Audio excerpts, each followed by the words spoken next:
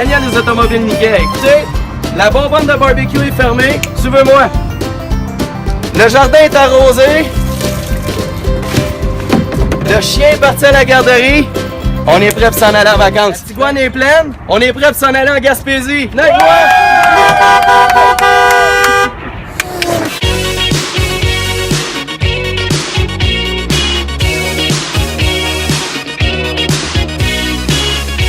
Bon, ça fait 2 heures qu'on roule, on est à 132, puis soudainement,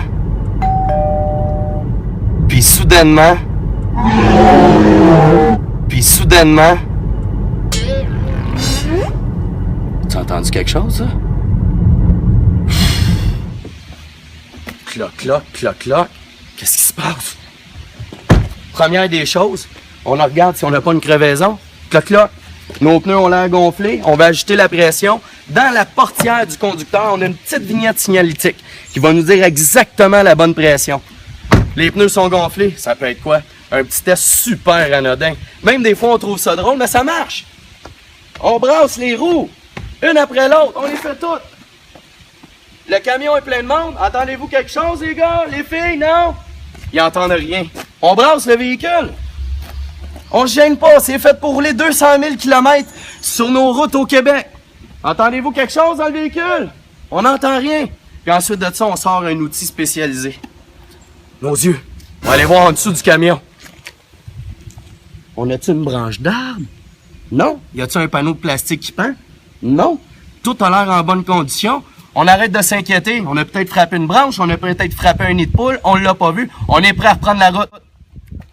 Bon! Quasiment rendu au bout de la 132. On est près de notre destination, Gaspésie. Tu sens-tu quelque chose?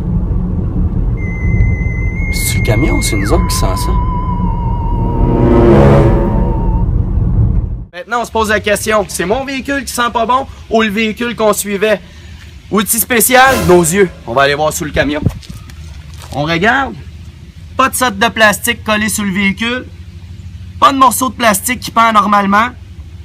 Pas de fuite liquide sur le véhicule. C'est pas en dessous du véhicule, d'après moi. On va aller voir sous le capot. Oh, toujours nos outils spéciaux, nos yeux.